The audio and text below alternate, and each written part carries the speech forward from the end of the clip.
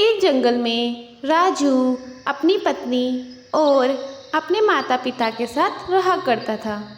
राजू सब्जियां बेचकर अपने घर का गुजारा करता था। एक दिन वह सब्जियां बेचकर घर वापस आ रहा होता है। घर आकर वह देखता है उसकी पत्नी घर का काम कर रही होती है। अरे टुनटुनी, तुम बेके से कब आई? तुम्हें देखकर तो मुझे बहुत खुशी हुई। तुम्हारे बिना तो मेरा दिल ही नहीं लग रहा था। मैं सोच ही रहा था कि तुम्हें लेने चला जाऊं। और घर पर खाना बना बनाकर मैं भी परेशान हो गया था। तुम्हारे हाथ के खाने में तो मज़ा ही कुछ और होता है। तुमने बहुत अच्छा किया जो तुम जल्दी ही आ गई। ये सुनते ही उसकी पत्नी गुस्से से लाल हो जाती है और उससे कहती है, तुम्हें मेरी याद आ रही थी? ये तुम्हें खाने की याद आ रही थी? तुम्हें खाना बनाना पड़ रहा था ना, इसीलिए। और मैं इस घर की नौकरानी हूँ कि ये काम कर लो, वो काम कर लो। बस मुझे तो काम करने के लिए रखा गया है। क्या हुआ टुनटुनी? तुम तो बहुत गुस्से में लाल पीली हो गई हो। क्या बात है? क्यों परेशान हो तुम? परेशान नहीं हो तो क्या करूं? तुम्हारे माता पिता ने मुझे परेशान कर दिया है। बहू कभी ये ला दे, बहू कभी वो ला दे, बहू कभी चाय बना दे। ऐसा लगता है कि मैंने तुमसे शादी क्या की है। मैं तो इस घर में नौकरानी बनकर रह रही हूँ। हाँ, बस इतनी सी बात से परेशान हो तुम?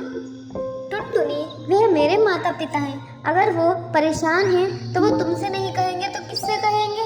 इस घर में तुम्हारे और मेरे अलावा उनका है ही कौन? हाँ, तो मुझसे ही कहेंगे, मुझसे ही करवाएंगे वो सारे काम। ऐसा लगता है कि वो मुझे सिर्फ नौकरानी बनाकर लेकर के आए हैं। ऐसा कुछ नहीं है टुनटुनी, तुम गलत सोच रही हो।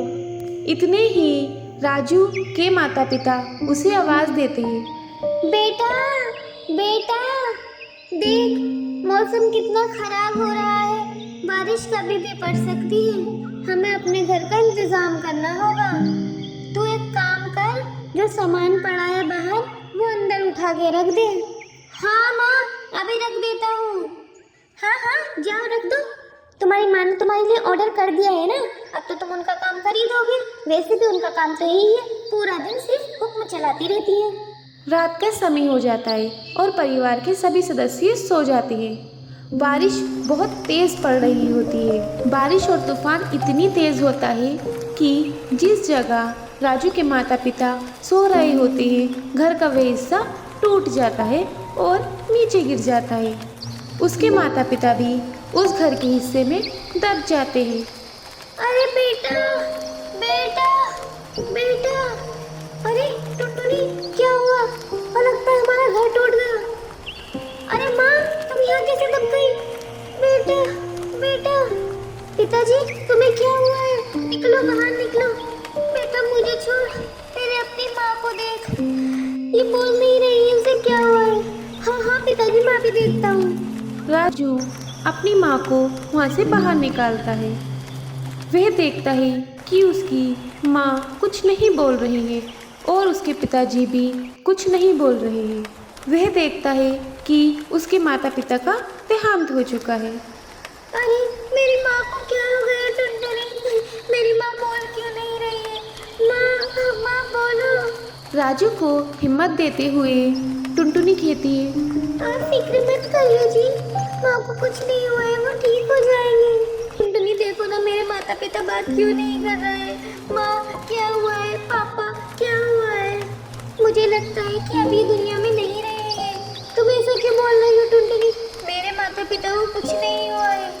बारिश बहुत ज़्यादा तेज है, हमारा घर भी टूट चुका है। हमें यहाँ से जल्दी निकलना होगा, नहीं तो हम भी यहाँ पर मर जाएंगे। नहीं, मैं अपने माता पिता को छोड़कर कहीं नहीं जाऊँगा। वो मर गए हैं, मैं भी मर जाऊँगा। राजू जी, होश में आइए, हमें जल्दी ही यहाँ से निकलना होगा। ये कहने के बाद टुनटुनी राजू को वहाँ से ले जाती है। वह दोनों एक पेड़ की डाल पर बैठ जाते हैं। वहीं पर टुनटुनी एक अंडा दे देती है। राजू जी देखो, मेरा अंडा। अब हमें कहीं सुरक्षित जगह पर जाना ही होगा, नहीं तो अगर मेरा अंडा टूट गया तो मेरे बच्चे मर जाएंगे। नहीं टुनटुनी, मैं पहले ही अपने माता पिता को खो चुका हूँ, अब मैं अपने बच्चों को नहीं खोऊंगा। तुम इसी डाल पर रहो, मैं कुछ देख कर आता हूँ। ये कहकर वह जंगल की तरफ चला जाता है। जंगल में जाकर वह देखता है कि एक बहुत बड़ा अंडा जंगल में रखा हुआ है।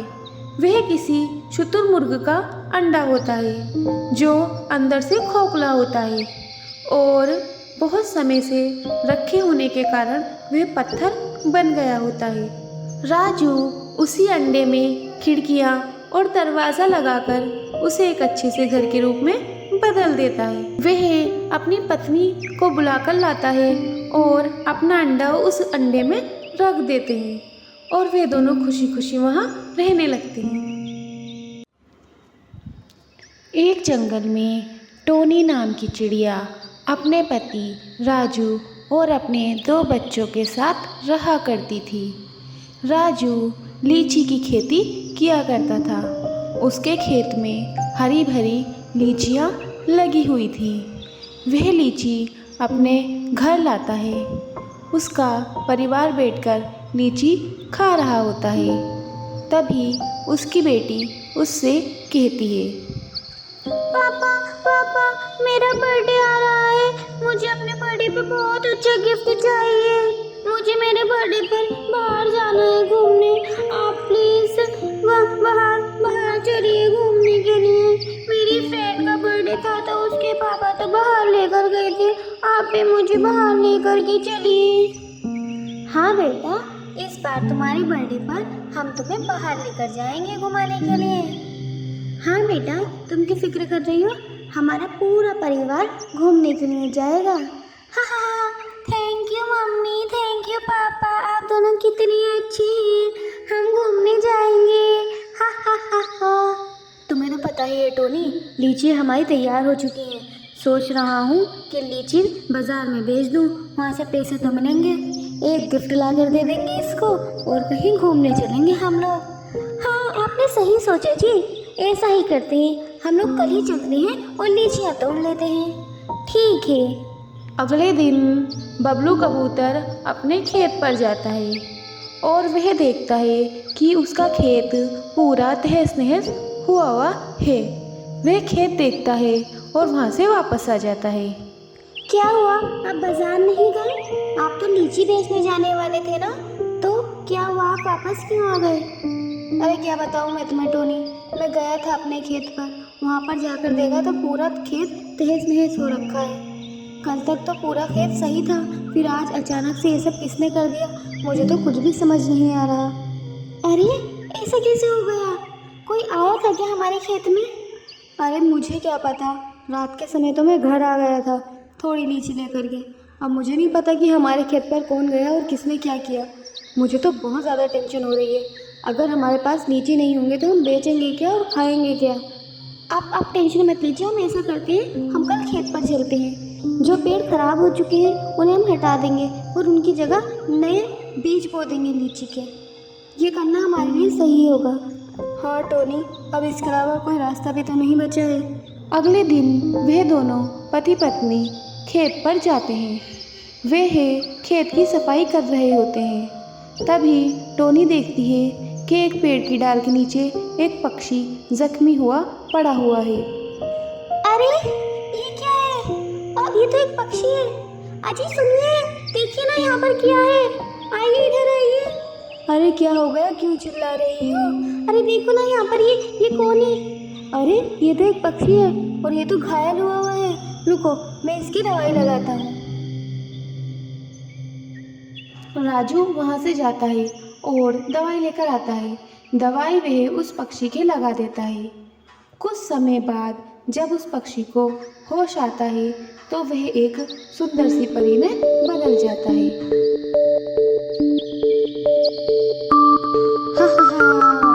मैं एक परी हूँ।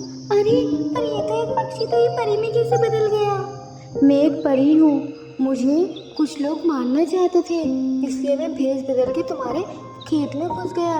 उन्होंने मुझे ही ढूंढने के लिए तुम्हारा खेत उसे तहस नहस कर दिया। मेरी वजह से तुम्हें बहुत नुकसान हो गया और तुम दोनों ने मेरी जान बचाई, इसलिए मैं तुम्हें कुछ देना चाहता हूँ।